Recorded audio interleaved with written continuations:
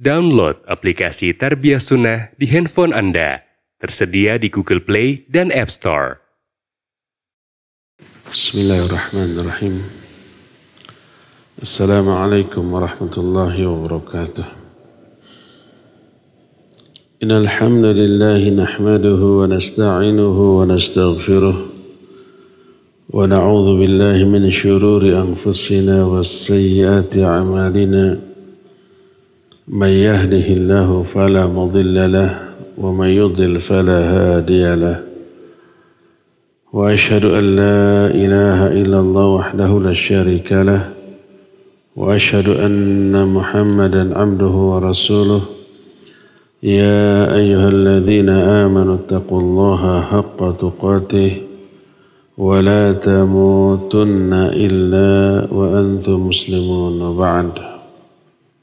Alhamdulillah, pagi ini kita berjumpa dalam kajian yang baru, membahas kitab yang baru juga. Kitab ini kitab lama. Dan dulu beberapa puluh tahun yang lalu, lebih dari 20 tahun yang lalu, masih tahun 1990 sekian, kita pernah membahas kitab ini. Kitab yang kita akan kaji adalah kitab Al-Aqidah Al-Wasithiyah. Susunan Syekhul Islam Ibn Taimiyah rahimahullahu ta'ala. Yang menjadi penyebab lahirnya kitab ini adalah saat itu Hakim Agung di Irak meminta kepada Syekhul Islam Ibn Taimiyah. Beliau tinggal di sebuah kota di negara Irak. Kota ini terletak antara Kufah dan Basrah. Di tengah-tengahnya ada kota, namanya kota Wasit. Makna Wasit pertengahan, karena berada di antara dua kota besar yang terkenal. Qadhi tersebut meminta kepada Syekhul Islam Ibn Taimiyah untuk menuliskan pandangan dan keyakinan Ibn Taimiyah tentang akidah Islam, yang nanti akan dijadikan pegangan oleh seluruh penduduk di negeri tersebut. Karena yang meminta adalah seorang hakim agung, seorang penguasa, beliau menyanggupi dan memulai menuliskan pokok-pokok dari akidah yang diimani oleh beliau dengan merujuk kepada Al-Quran, Sunnah, serta keyakinan As-Salafus Saleh. Beliau memulai penulisan dari buku ini ba'dal asar dan selesai sebelum maghrib. Hanya sekitar 2 jam. Selesailah yang kemudian diserahkan kepada Al-Qadhi tadi. Isi dari kitab Aqidah Al-Wasithiyah ini lebih fokus kepada pembahasan Tauhid Asma wa Sifat dan juga bantahan kepada syubhat-syubhat, penyimpangan-penyimpangan dari pemahaman orang dalam memahami asma dan sifat Allah Azza wa Jalla. Yang pertama kali dibahas dalam kitab ini adalah pengertian Ahlus Sunnah wal Jamaah. Karena istilah Ahlus Sunnah wal Jamaah istilah yang diperbutkan oleh semua pihak di kalangan kaum muslimin. Seluruh kaum muslimin meyakini bahwa keyakinan dan pemahaman Islam yang benar adalah pemahaman Ahlus Sunnah wal Jamaah. Makanya semua orang mengklaim sebagai Ahlus Sunnah wal Jamaah. Nah, termasuk dalam bab akidah. Yang benar adalah akidah Ahlus Sunnah wal Jamaah. Tapi apa dan siapa Ahlus Sunnah wal Jamaah orang berbeda-beda.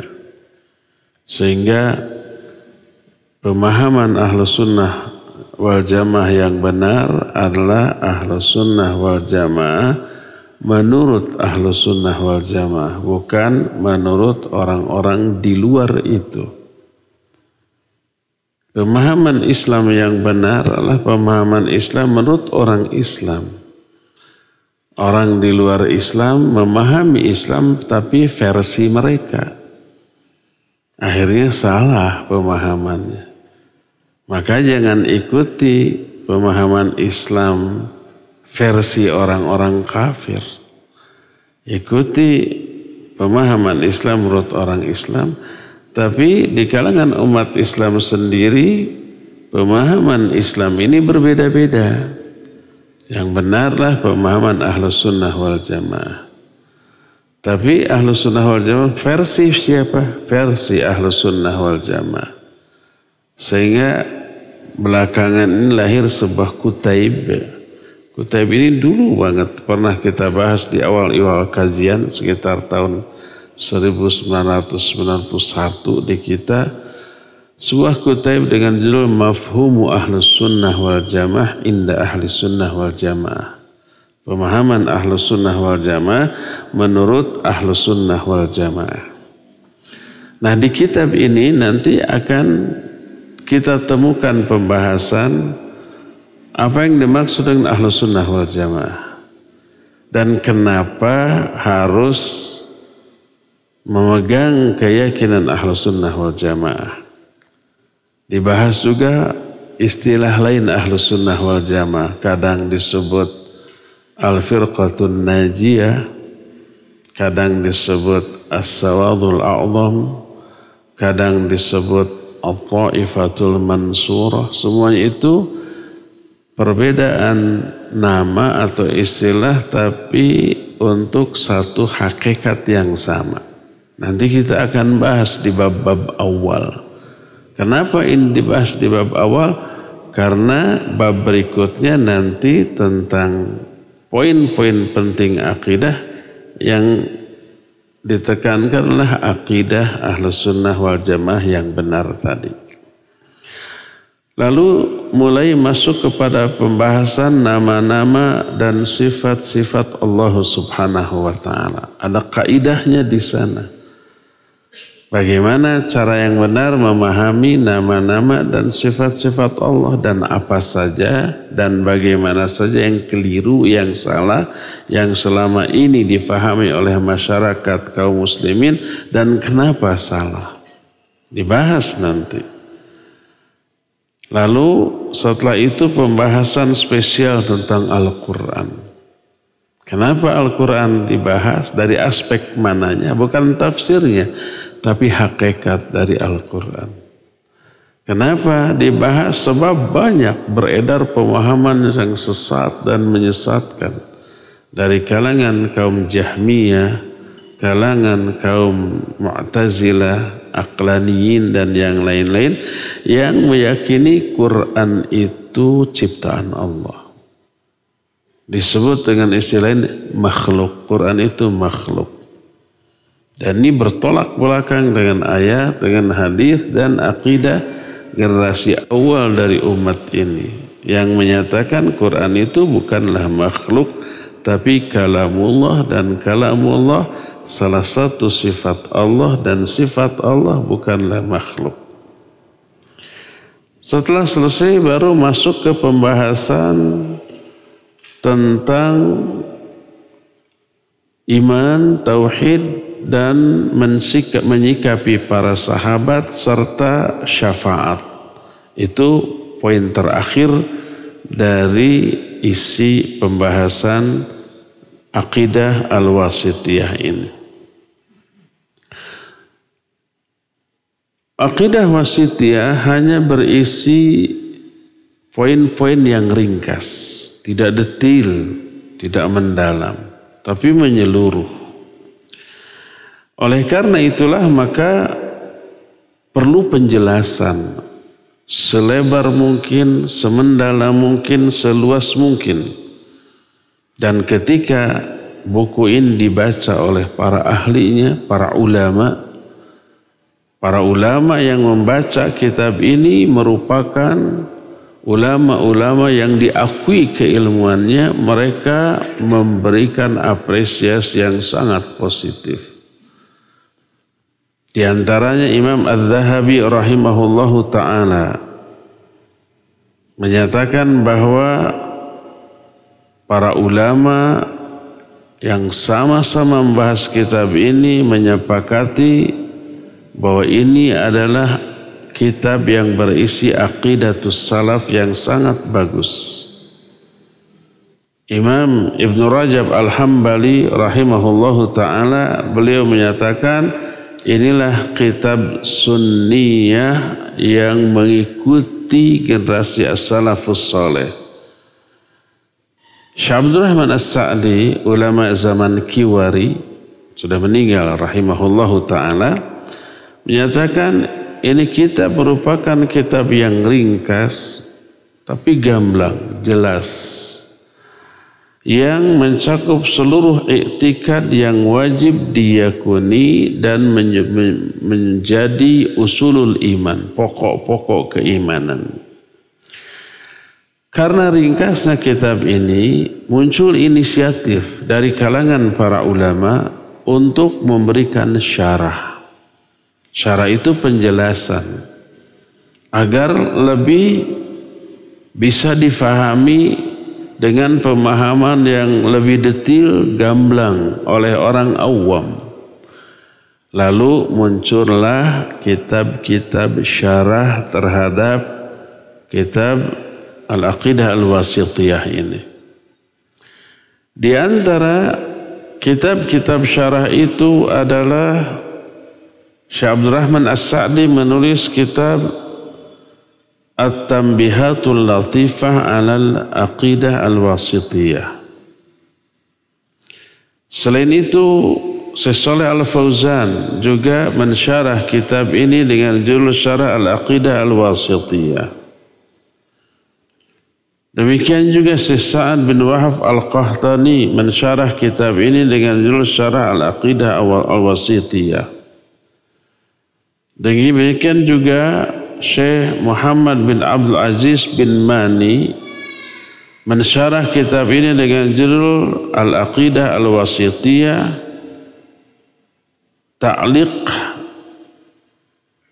bi Syekh Muhammad bin Abdul Aziz bin Al-Mani, dan banyak lagi, termasuk salah satu di antara kitab syarah Al-Aqidah Al-Wasithiyah yang sangat fenomenal, rinci, 2 jilid. Kalau aqidah wasithiyahnya hanya sedikit, tipis. Tapi di syarah, salah satu syarahnya adalah Syekh Muhammad bin Shalih Al-Utsaimin rahimahullahu ta'ala, yang terhimpun dalam 2 jilid yang berisi lebih dari 400 halaman dari masing-masing jilid tersebut. Dan kita akan merujuk kepada penjelasan Syekh Al-Utsaimin tentang masalah ini. Inilah penjelasan ringkas tentang kitab Al-Aqidah Al-Wasithiyah ini. Sebelum kita masuk kepada pembahasan ini, kita akan berkenalan terlebih dahulu dengan penulis dari buku ini, yaitu Syekhul Islam Ibn Taimiyah rahimahullahu ta'ala. Siapakah Ibn Taimiyah yang selama ini kita kenal? Nama aslinya adalah Ahmad. Ayahnya Abdul Halim. Kakeknya Abdus Salam. Jadi beliau bernama Ahmad bin Abdul Halim bin Abdus Salam bin Abdullah bin Muhammad bin Al-Qadir bin Muhammad dan seterusnya. Beliau lahir di sebuah tempat namanya Taimi Al-Harani, dan termasuk di antara desa kecil di sebuah kota yang besar namanya Damaskus. Beliau diberi kunyah dengan sebutan Abul Abbas, padahal tidak memiliki anak yang namanya Abbas. Karena selama hidupnya beliau tidak sempat menikah sampai wafatnya. Makanya dikenal dengan sebutan Taimiyah karena apa? Salah satu di antara nama kakek buyutnya ke atas namanya adalah Taimiyah. Dan itu ma'ruf di kalangan para ulama menisbatkan seseorang menjadi anak dari kakek keempat atau kelima. Kita lihat nama ayahnya adalah Abdul Halim, kakeknya Abdussalam, buyutnya adalah Abdullah, di atas Abdullah ada Muhammad, di atas Muhammad ada Al-Qadir, di atas Al-Qadir ada Muhammad, di atas Muhammad ada Al-Qadir lagi, di atasnya ada Ali, di atasnya ada Abdullah, di atasnya ada Taimiyah. Jadi generasi ke-10 yang penisbatannya itu begitu jauh. Ibnu Taimiyah rahimahullah, Abul Abbas, Ahmad bin Abdul Halim bin Abdussalam, dan seterusnya sampai generasi ke-10 baru bin Taimiyah. Beliau dilahirkan di Harran. Kemudian dikenal lahirnya tanggal yang bersamaan dengan kelahiran Nabi SAW, cuma berbeda tahun. Berapa tanggal kelahiran Nabi SAW? 12 Rabiul Awal. Beliau lahir tahun 661 Hijriah.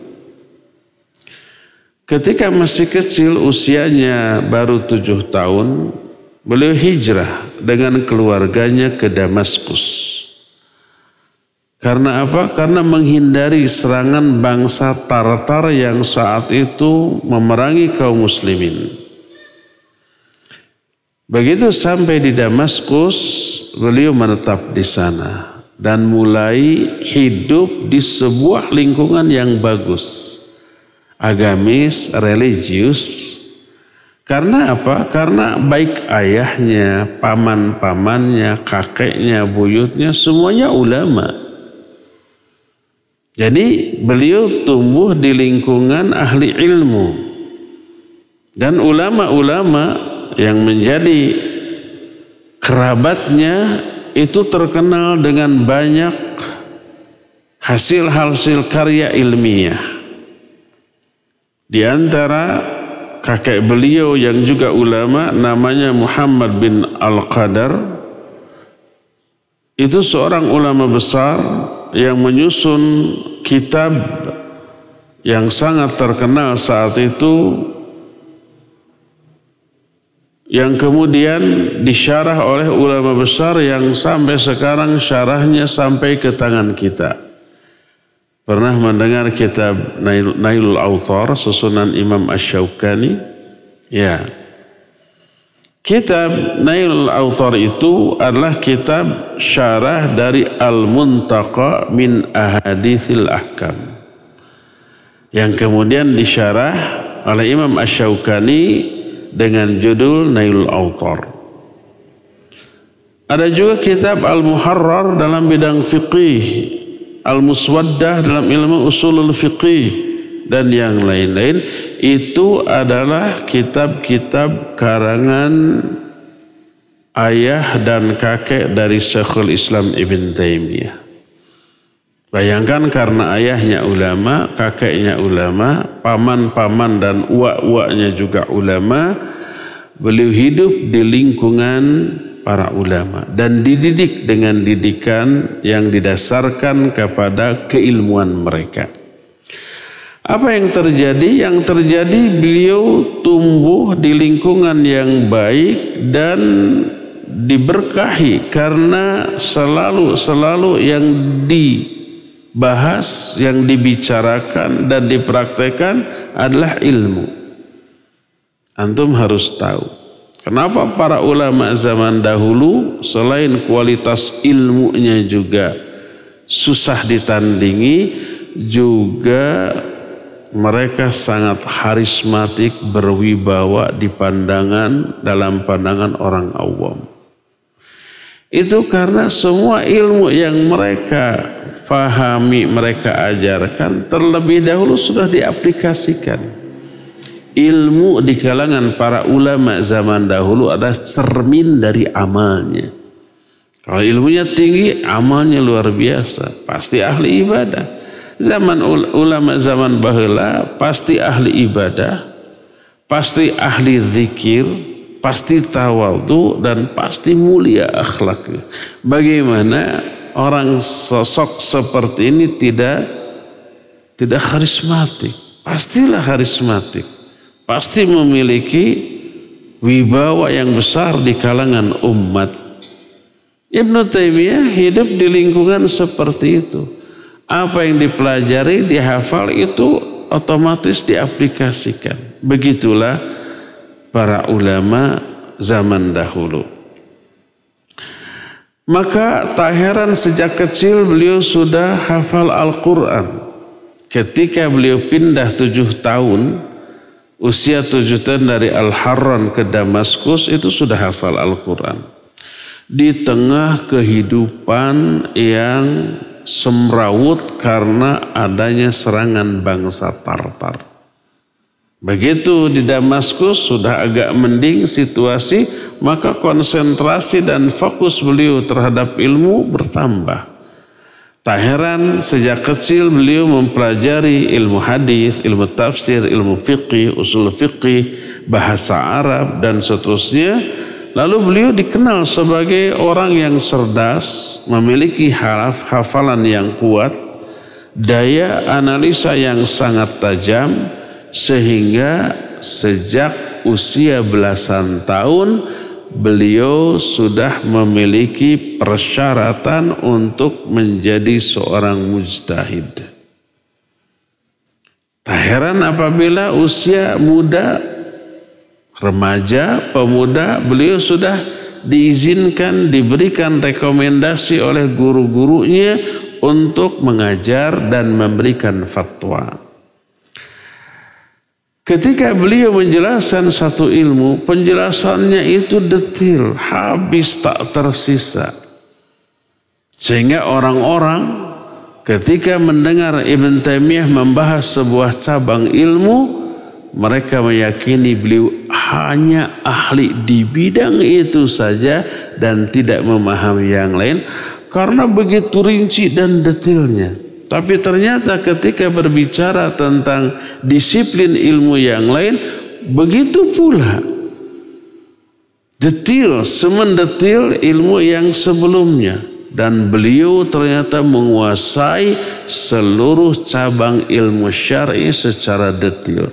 Sampai tak ada satupun ahli ilmu tertentu yang luput dari kritik dan koreksi dari Syekhul Islam Ibn Taimiyah. Termasuk di bidang nahwu dan sharaf. Ahli nahwu, ahli sharaf juga dikritik ketika menjelaskan kaidah dalam salah satu poin dari ilmu nahwu atau sharaf tersebut. Beliau menyatakan ini keliru, yang benar ini, dan semuanya mengakuinya. Kalau berbicara tentang riwayatul hadis, beliau ahlinya. Umpamanya beliau menguasai kutubut tis'ah dengan sanadnya, dengan rawi-rawinya. Sehingga ketika beliau datang ke suatu tempat dan namanya sudah viral kalau zaman sekarang. Di tempat itu ulama-ulama ahli hadis ingin mengecek kemampuan hadis Syekhul Islam Ibn Taimiyah. Lalu duduklah mereka dengan Ibn Taimiyah lalu bertanya, saya mendengar satu hadis. Hadis ini diterima dari sahabat Anu. Sahabat Anu dari F. F dari H. H dari J. J dari L. L kemudian ke Imam Bukhari. Bagaimana pendapat tentang hadis ini? Apakah Ibn Taimiyah menyatakan urutan rawinya itu tidak seperti yang Anda sebutkan. Lalu dijelaskan yang benar adalah Nabi menyatakan hadis ini kepada sahabat, sahabat ke si A, si B, si C, terus ke Imam Bukhari. Ada puluhan ratusan hadis yang dikemukakan dan si rawinya dibolak-balik diacak oleh ulama-ulama ahli hadis sana, dan Syekhul Islam Ibn Taimiyah kemudian mengoreksinya, mengurutkannya berdasarkan yang sebenarnya. Maka kekaguman para ulama ahli hadis di sana yang ngetes kemampuan hadis Ibn Taimiyah tidak bisa disembunyikan. Mereka berdecak kagum. Itulah yang menjadi sebab kenapa beliau digelari oleh ulama yang sezaman dan setelahnya dengan gelar Syekhul Islam. Karena gelar ini hanya diberikan kepada segelintir ulama. Orang yang menguasai secara mendetil seluruh cabang ilmu syariat. Kalau umpamanya ahli fiqih disebut faqih. Ahli hadis disebut muhaddis. Kemudian ahli tafsir disebut mufassir. Ahli sejarah disebut mu'arrikh. Ahli nahu disebut nahwi. Dan seterusnya. Kalau ahli terhadap seluruh cabang ilmu disebut dengan sebutan Syekhul Islam. Dan tak banyak ulama yang diberi gelar ini. Yang memberi gelar ini bukan dirinya sendiri, tapi para ulama lain sezaman atau setelahnya. Yang kita kenal orang yang bergelar Syekhul Islam diantaranya sebelum beliau adalah Imam Sufyan Ats-Tsauri. Syekhul Islam Imam Sufyan bin Uyainah, termasuk Imam Ibn Taimiyah rahimahullahu ta'ala. Selain beliau terkenal karena kedalaman ilmunya, beliau juga dikenal dengan jihadnya. Beliau adalah orang yang ahli di dalam berkuda dan memainkan pedang. Beliau adalah orang yang tidak pernah kalah dalam duel dengan musuh. Kalau umpamanya perang zaman dahulu, musuh sudah berhadap-hadapan, sudah saling melihat, paling berjarak 50-100 meter. Sebelum perang secara massal, ada perang tanding satu lawan satu dulu. Namanya mubarozah. Biasanya musuh yang paling tangguh maju ke depan nantang. Siapa yang mau melawan saya? Gitu. Majulah dari pihak lawannya. Begitu perang tanding dulu. Satu mati sorak. Siapa lagi maju lagi. Begitu. Sampai akhirnya barulah perang massal. Syekhul Islam Ibn Taimiyah dan banyak ulama lain berkali-kali melakukan mubarozah tadi. Perang tanding satu lawan satu sebelum perang massal, dan beliau tidak pernah kalah. Beliau terkenal sebagai orang yang ahli dalam berkuda dan memainkan pedang. Oleh karena itulah maka beliau menjadi panutan dalam hal jihad fisabilillah selain dalam hal keilmuan. Kalau melihat dari hasil karya beliau, perlu diketahui bahwa kitab karangan beliau yang sudah tertemukan dan dibukukan Itu sudah lebih dari 500 judul buku. 500 judul kitab lebih. Belum yang masih berupa makhtutat atau manuskrip yang tidak tertemukan, itu jauh lebih banyak lagi. Yang sudah tertemukan saja sudah lebih dari 500 judul buku. Tahu nggak kitab karangan beliau yang sangat fenomenal, Majmu'ul Fatawa? Itu berisi sampai 36 jilid. 2 jilid yang terakhir hanya daftar isi saja. Kita nggak kebayang isinya apa. Itu hanya baru 1 kitab. Belum kitab-kitab yang lain. Bayangkan kalau 500 kitab. Berarti dalam sebulan berapa puluh kitab yang bisa dihasilkan. Usia beliau kan, sebagian ulama menyatakan 65 tahun, sebagian ulama menyatakan 67 tahun, tapi saya lihat sama, 65 tahun itu kalau tahun Masehi, 67 tahun itu kalau tahun Hijriah. Beliau meninggal tahun 728 Hijriah. Lahir tahun 661. 728 dikurangi 661 berapa? 67 tahun. 67 tahun melahirkan lebih dari 500 kitab karangan. Kalau seorang ahli untuk menulis kitab nggak perlu memakan banyak waktu karena sudah terlatih, terbiasa, ilmu sudah numpuk, tinggal menuangkan.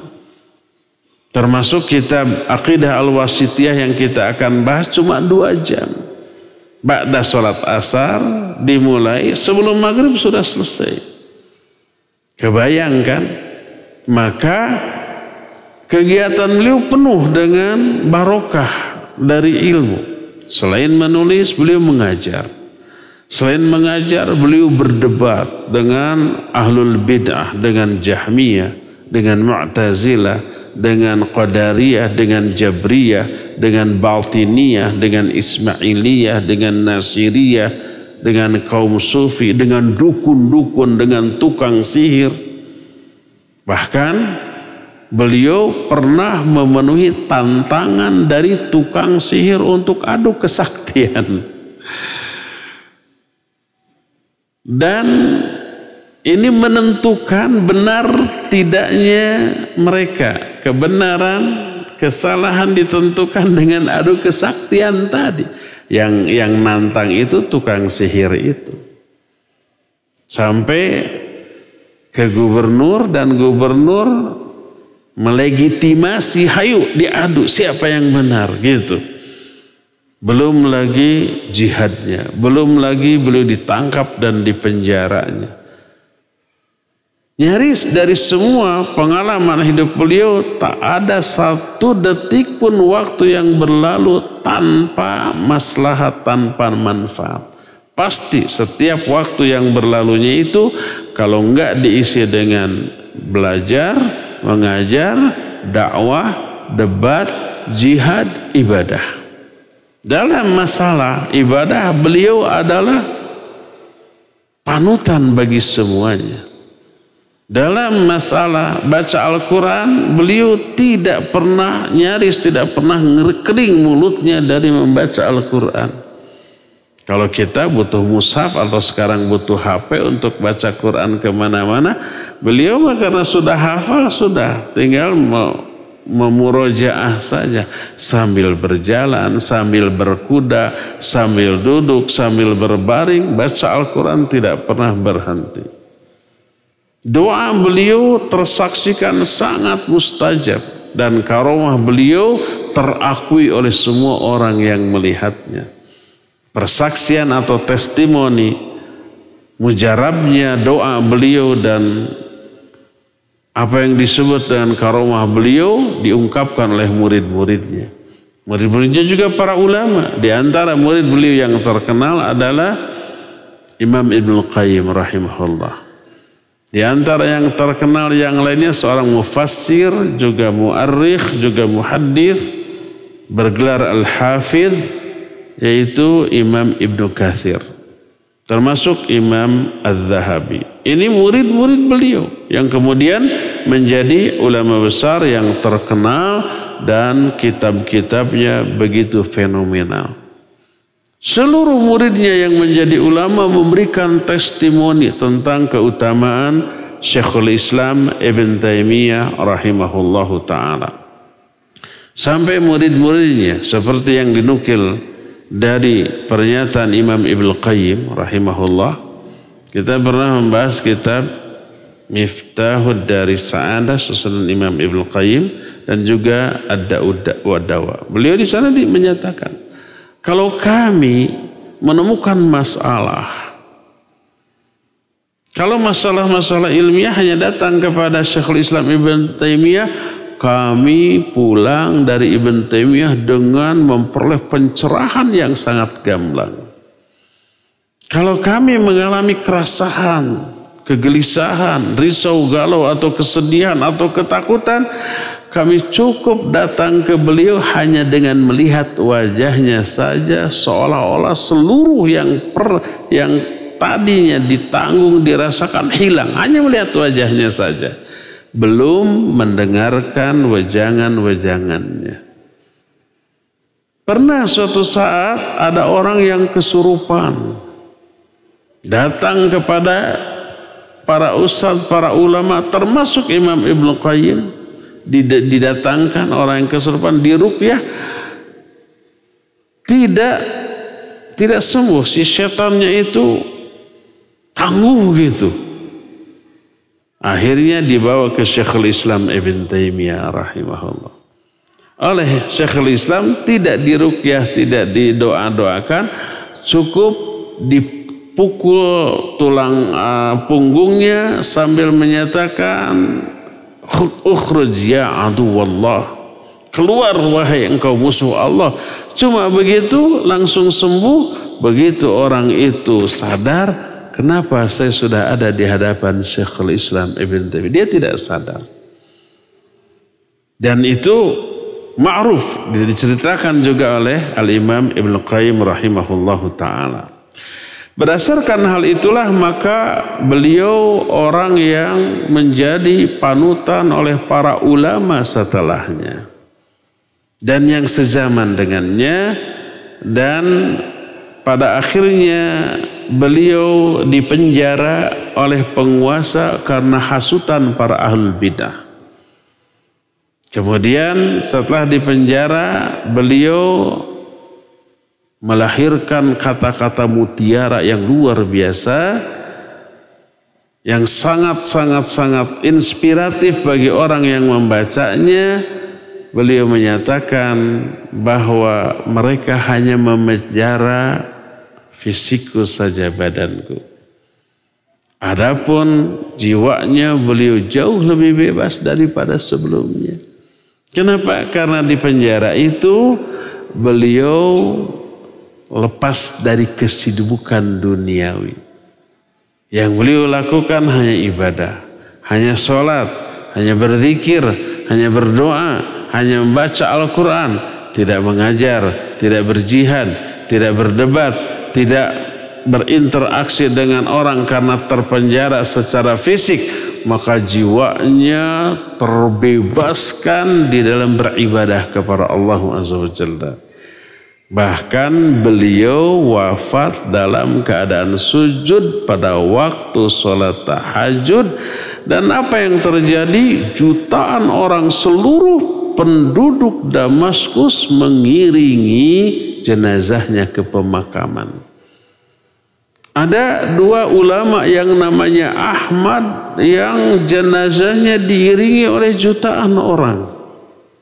Pertama Imam Ahmad bin Hanbal rahimahullahu ta'ala, dan yang kedua Ahmad bin Ibn Taimiyah ini.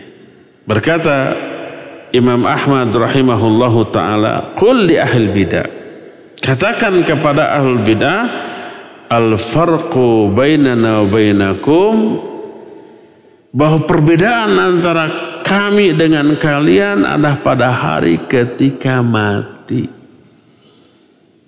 Karena apa? Nabi SAW menyatakan antum syuhadaullahi alal ard.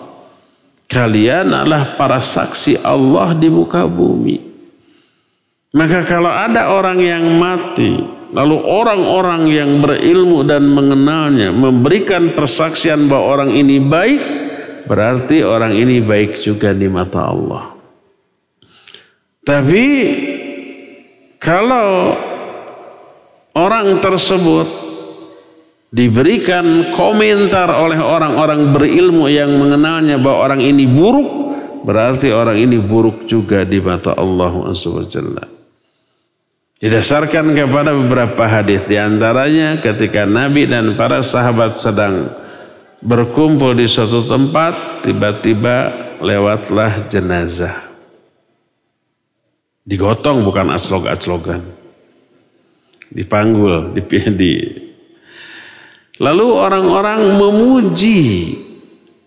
memuji orang yang meninggal ini bahwa orang ini baik, orang ini soleh. Mendengar itu, Nabi SAW menyatakan wajabat sampai 3 kali. Datang orang lain, mayit lagi, digotong juga, bukan melayang. Orang-orang kemudian mencelanya bahwa orang ini buruk, akhlaknya, tingkah lakunya, ibadahnya. Nabi menyatakan wajib. Para sahabat bertanya, apa maksudnya? Kata Nabi SAW, antum syuhadaullahi alal ard. Kalian para saksi Allah di muka bumi. Kalau kalian menyatakan orang ini ketika matinya dianggap baik-baik, wajib baginya surga. Dan kalau kalian menyatakan orang ini buruk, wajib baginya neraka. Ternyata para ulama Ahlus Sunnah ketika wafatnya diiringi oleh ribuan, ratusan ribu, bahkan jutaan orang berebut ingin memanggulnya, ingin menyentuh tubuhnya, untuk terakhir kali ingin membopongnya dan memasukkannya ke dalam lubang lahat. Dan itu yang terjadi pada 2 imam yang namanya Ahmad. Pertama Imam Ahmad bin Hanbal, yang kedua Ahmad bin Taimiyah rahimahumallahu ta'ala. Jutaan orang kehilangan. Oleh karena itu berdasarkan hadis tadi, banyak orang yang menerapkan hadis tadi secara salah. Ketika umpama ada seseorang yang meninggal, tokoh agamanya menyatakan, baik di kuburan biasanya atau umpamanya sebelum disolatkan di masjid, bewara dulu, lalu berkata, saudara sekalian, apakah mayit ini baik? Baik. Mayit ini khair? Khair, kan gitu ya? Ya pastilah, nggak ada orang yang nggak jahat, nggak mungkin ada yang berani begitu, ya nggak? Jadi yang dimaksud memberikan kesatian baik itu 2 syaratnya. Pertama, orang itu mengenalnya dalam keseharian. Yang kedua, orang ini berilmu. Kalau bodoh, orang jahat pun bisa dianggap baik oleh orang bodoh. Hanya karena dia baik secara sosial, peduli, perhatian, suka menolong, tapi tidak pernah sholat. Tidak, atau sholatnya belang-belang, atau umpamanya dia melakukan maksiat pribadi, mungkin dia mabuk, tapi tidak pernah mengganggu masyarakat. Masyarakat menilai orang ini soleh dan baik. Ketika ditanya orang ini baik, padahal orang ini bejat. Oleh karena itu, orang yang memberikan penilaian bahwa mayit ini baik, syaratnya 2. Pertama, orang ini berilmu. Yang kedua, orang ini mengenal si mayit tersebut. Ya. Nah, inilah biografi singkat dari Syekhul Islam Ibn Taimiyah rahimahullahu ta'ala.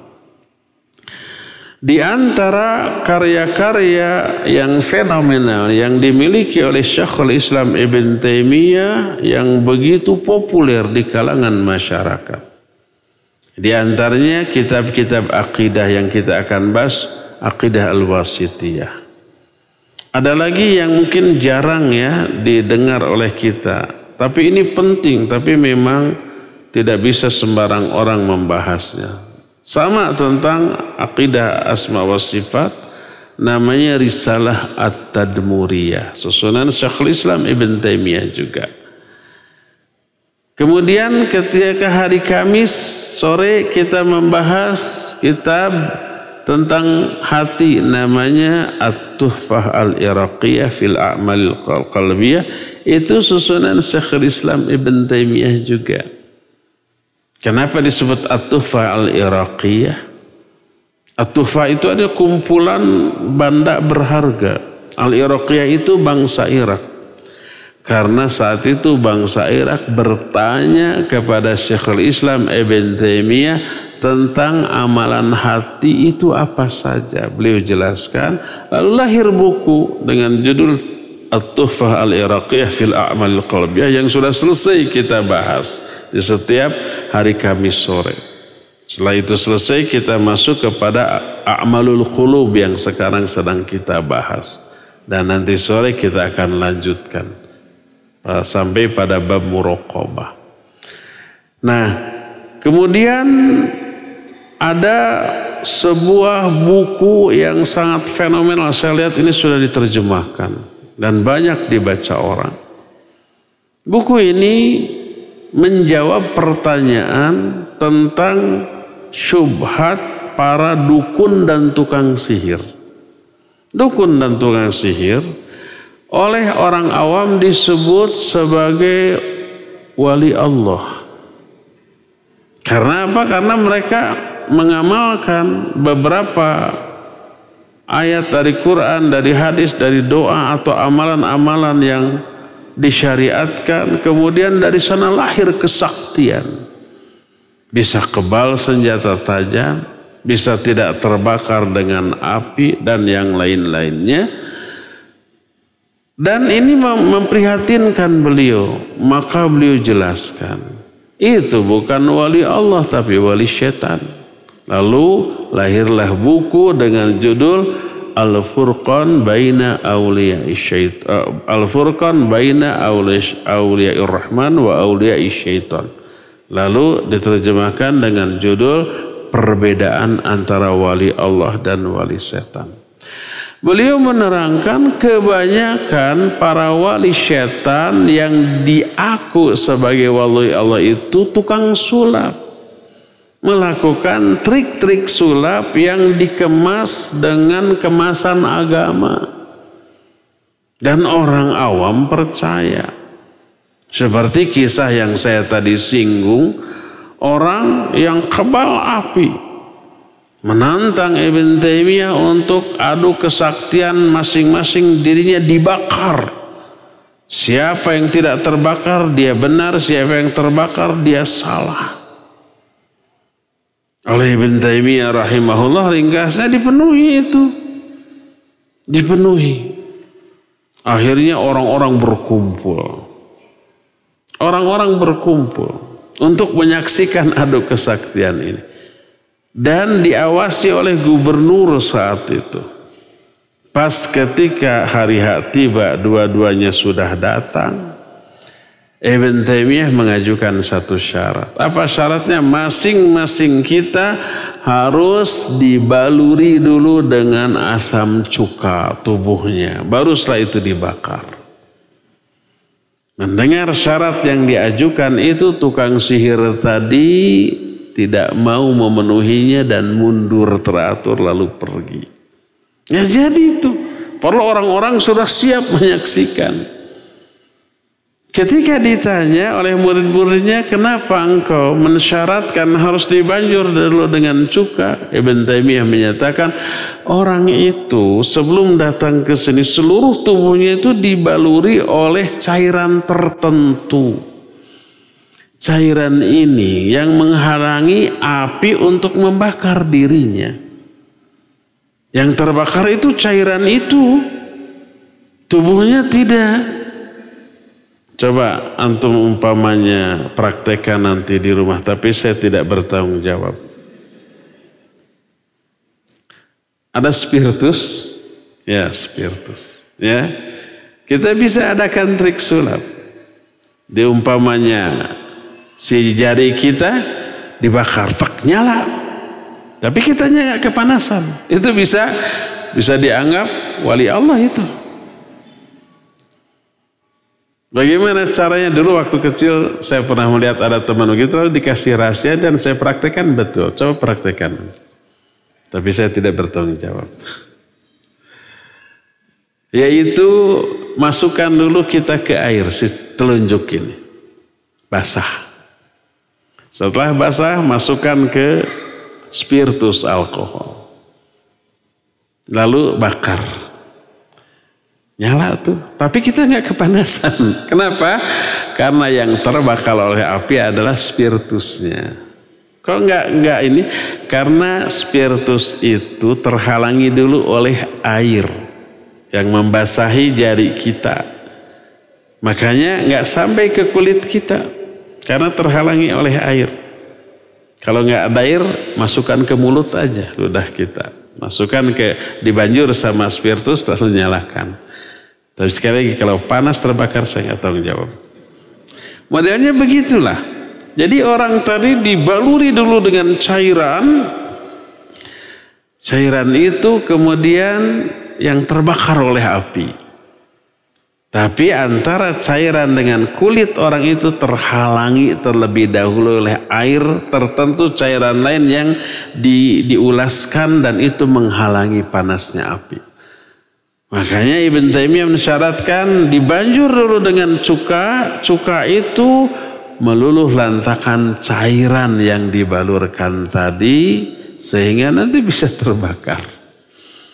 Jadi ternyata bukan kesaktian tapi trik sulap. Oleh karena itulah maka beliau menjelaskan perbedaan antara wali Allah dengan wali syaitan dalam sebuah kitab yang berjudul Al-Furqan Baina Auliyaillah wa Auliya Syaitan.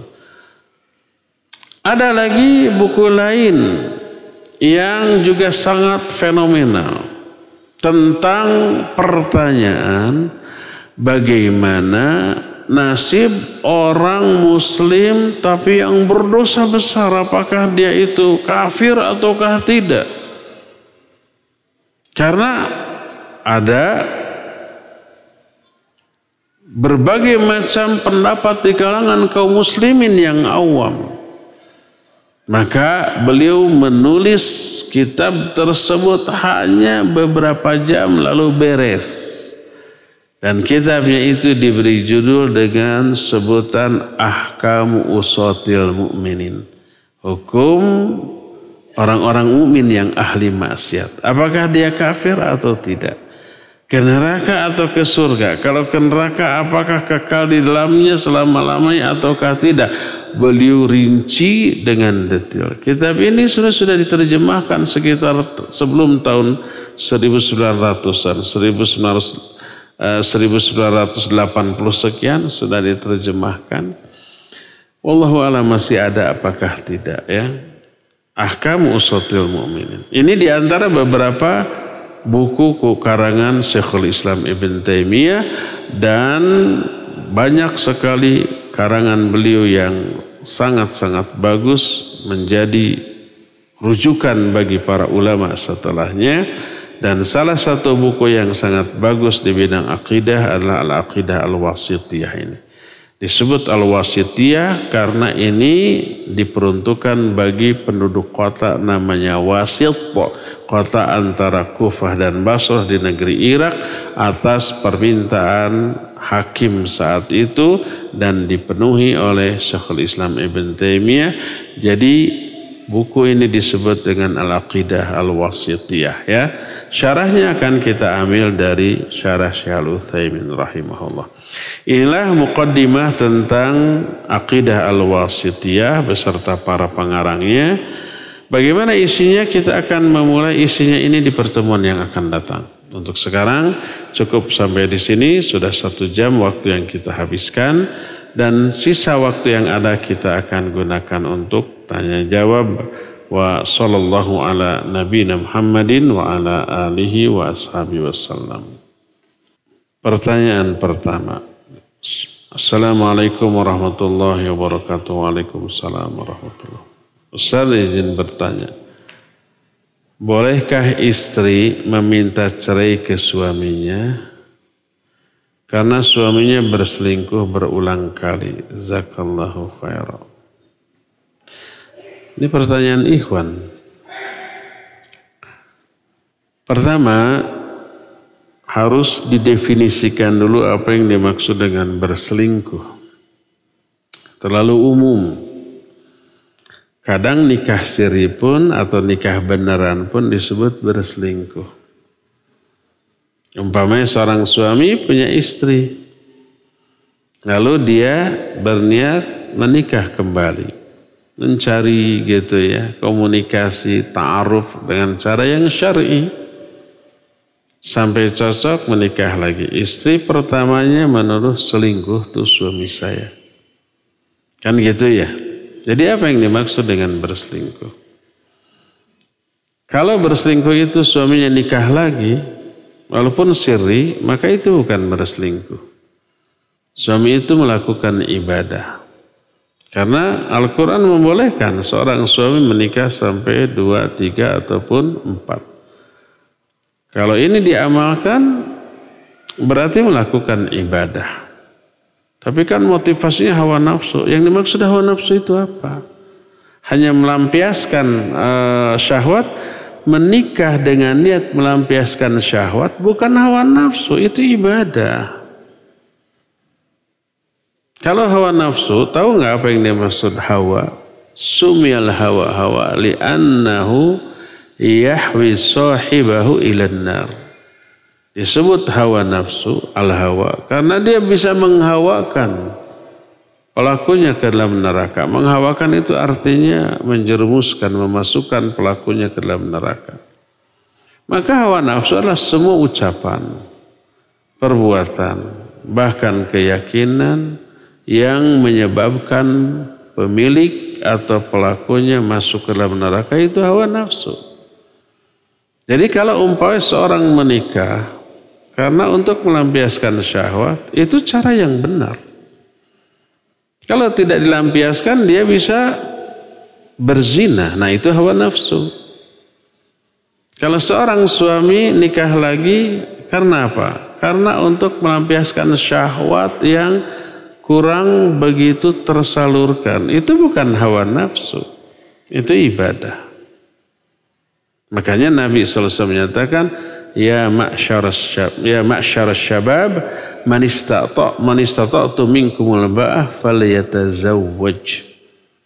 Hei para pemuda, siapa yang mampu untuk menikah, silakan nikah. Maksud man istata'tum, siapa di antara yang mampu menikah, al-ba'ah itu artinya syahwatnya memuncak. Siapa yang memuncak syahwatnya segera menikah. Kalau enggak, bahaya. Nah, itu bukan hawa nafsu, itu ibadah. Ya, ada orang yang menyatakan suaminya nikah lagi karena mengamalkan sunnah, dibantah.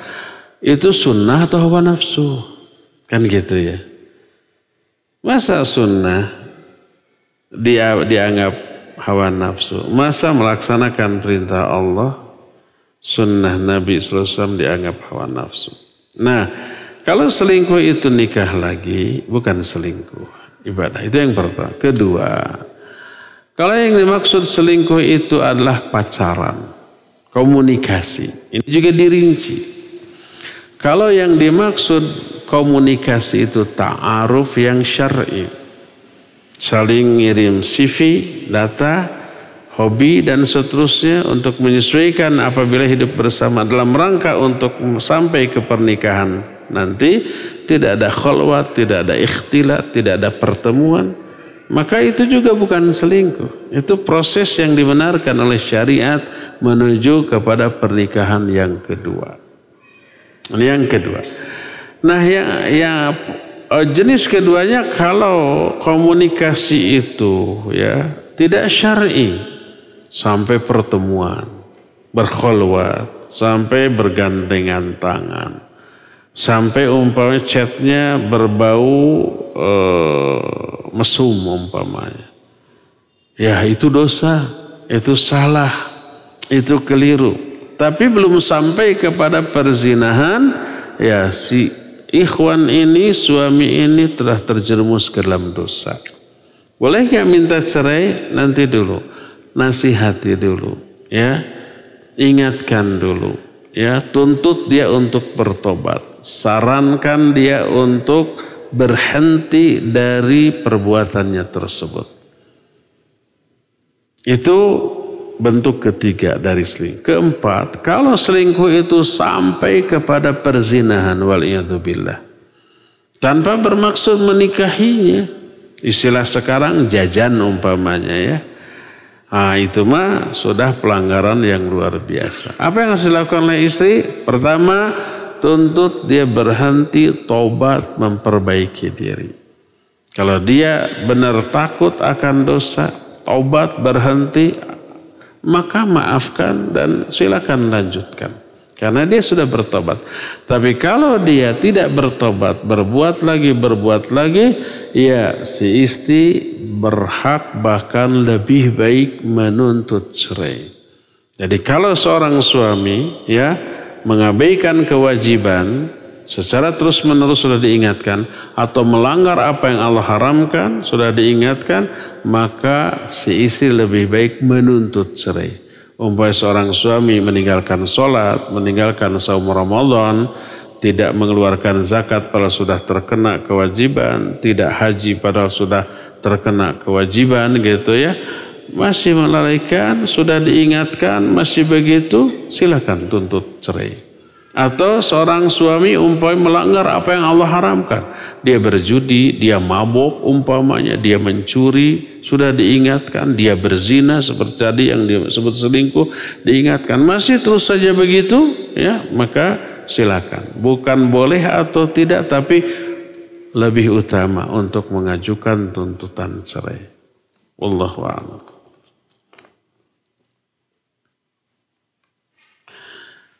Mau tanya, ini lagi rame. Bagaimana hukumnya masjid yang dibangun menggunakan dana APBD? Di mana dana tersebut berasal dari non-muslim dan muslim, dari pajak-pajak yang halal dan tidak halal. Misal miras, pajak, diskotik, dan seterusnya. Bagaimana juga hukumnya orang-orang yang beribadah di masjid tersebut? Taib, barakallahu fiik.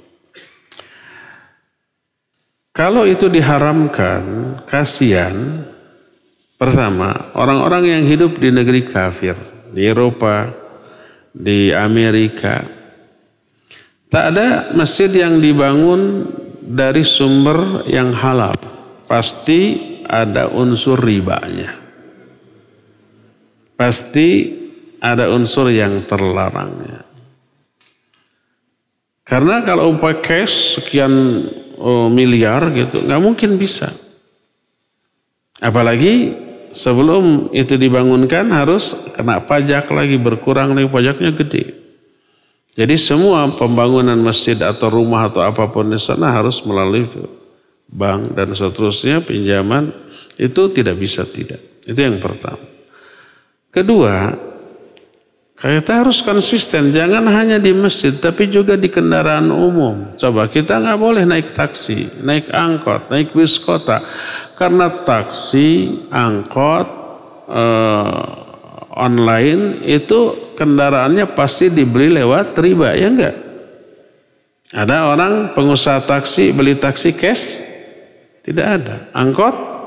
Tidak ada. Kenapa itu tidak dipermasalahkan? Pasti itu ada unsur ribanya. Pasti itu ada unsur haramnya, ya. Oleh karena itu, kalau kita membangun sebuah masjid, maka si panitia wajib mencari sumber-sumber yang halal. Sumber yang halal.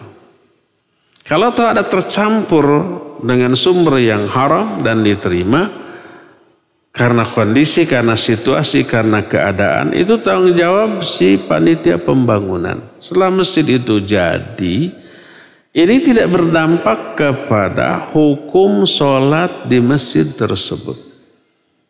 Mungkin ada pencuri, koruptor nyumbang gitu, baik karpetnya ataupun ininya, mungkin. Tapi itu tidak mempengaruhi hukum kebolehan sholat di masjid tersebut. Boleh, silakan saja. Ya, yang terlarang hanyalah sholat di masjid dirar. Masjid dirar itu masjid yang dibangun oleh orang-orang munafik dalam rangka memecah belah umat. Nah, itu tidak boleh. Ayat la takum fihi abada, jangan kamu sholat di dalamnya selama-lamanya. Hancurkan masjid itu, ya. Tapi kalau masjid itu dibangun bukan untuk memecah belah umat, untuk kepentingan ibadah umat. Dari manapun sumber dananya, maka tetap kita boleh sholat di sana. Adapun kalau ada unsur-unsur yang haram tentang sumber pembiayaan, itu tanggung jawab orang yang membangun. Siapa dia? Wallahu a'lam. Tapi boleh kita pakai itu masjid. Kalau masjid tidak boleh dipakai hanya karena ada uang riba di dalamnya, kita nggak boleh naik angkot, kita nggak boleh naik taksi, kita nggak boleh naik taksi online, ya, terus ojek online. Nggak boleh, kita nggak boleh masuk mall, kita nggak boleh nginep di hotel, kita nggak boleh tuh pakai jalan, karena semuanya itu pasti mengandung unsur yang haram, unsur riba. Ada nggak pembangunan gedung yang dibangun murni dari uang cash owner dari bangunan itu? Nggak ada, pasti kredit ke bank, ya. Mall itu pasti kredit ke bank. Jadi kalau masjid dipermasalahkan karena itu, coba permasalahkan selain masjid. Jadi dibolehkan kita sholat dan memakai masjid tersebut, apapun sumber dana pembangunan masjid tersebut. Kalau kita naik taksi itu hasil riba, kredit, kita bayar, ya. Kita tidak berdosa karena kita hanya membeli jasa dan membayar untuk itu. Yang berdosa apa? Yang kreditnya, pemilik dari taksi itu, karena dia melakukan praktek riba.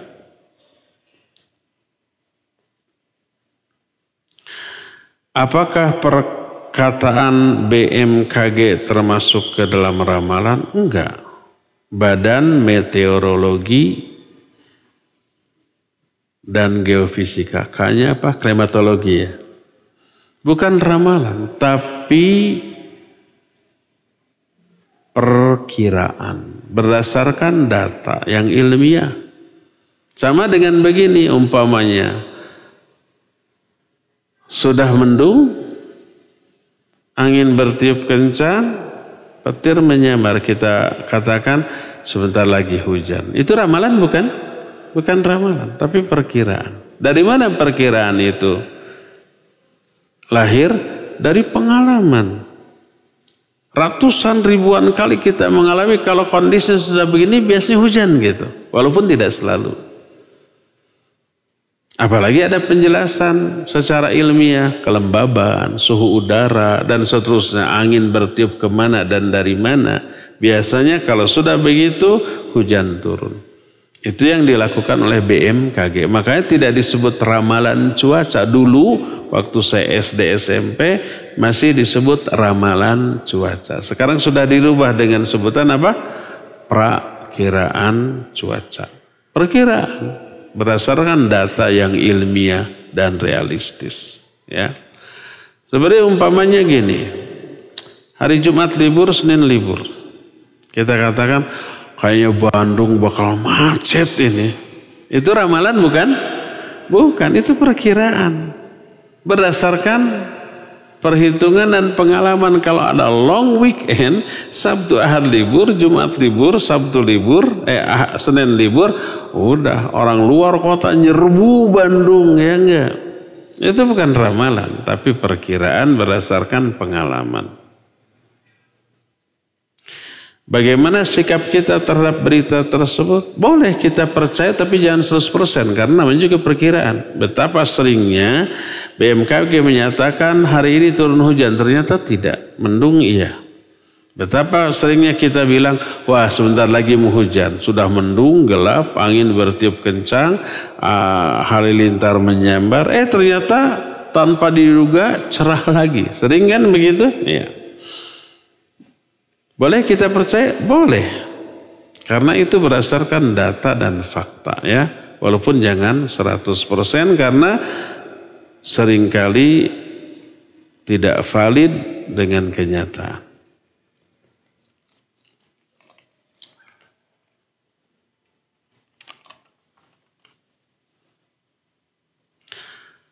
Apakah kriteria baik bagi si mayit seperti yang tadi Ustaz sampaikan?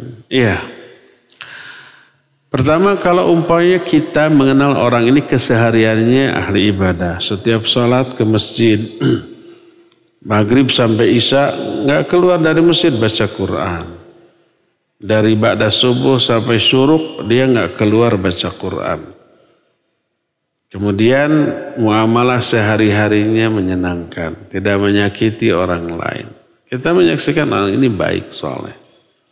Itu, jadi kalau Al-Quran dan Sunnah sudah teraplikasi dalam ucapannya, baik. Kadang-kadang dia berdosa ya, mungkin tidak sengaja atau lagi khilaf, tapi secara umum waktu dan perilaku yang dilakukannya secara umum dinilai baik, maka baik ya.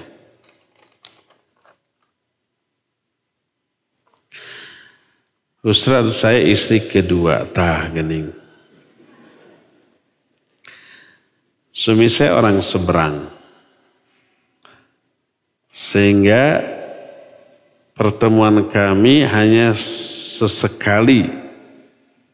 LDR gitu. Sudah nikah LDR. Pertemuan kami hanya sesekali. Komunikasi nggak begitu lancar, tapi nafkah mengalir deras.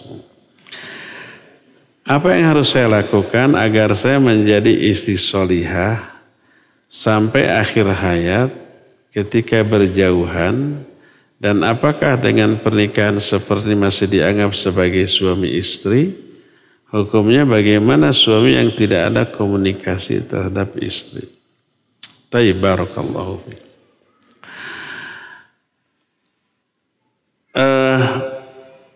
Suami itu tidak adil karena yang satu dapat giliran banyak, yang satu lagi dapat giliran sedikit. Kalau si istri tidak ridho, dosa dia, dan boleh si istri ini menuntut cerai. Sebab istri tidak hanya butuh uang, tadi nafkah mengalir terus deras. Mungkin banyak. Tapi kebutuhan istri kan tidak hanya nafkah lahir, nafkah batin dan seterusnya.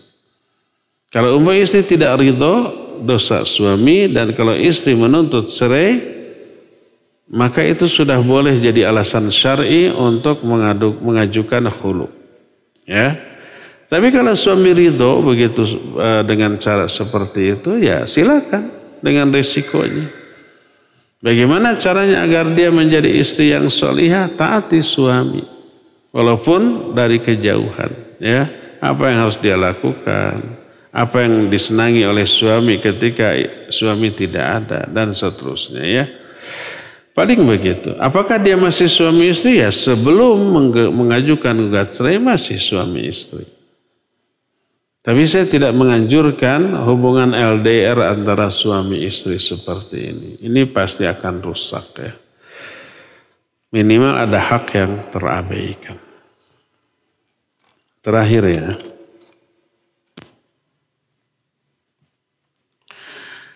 Bagaimana fenomena seorang ustaz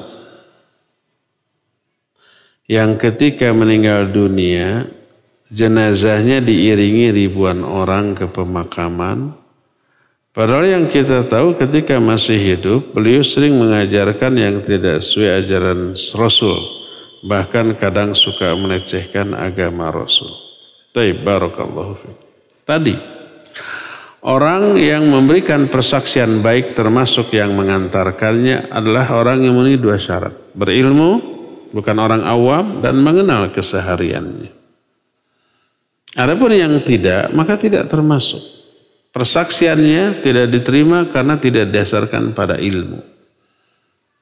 Nah, jangankan sekarang ustaz, seorang pejabat, hafir umpamanya, mati, banyak nggak yang mengiringi?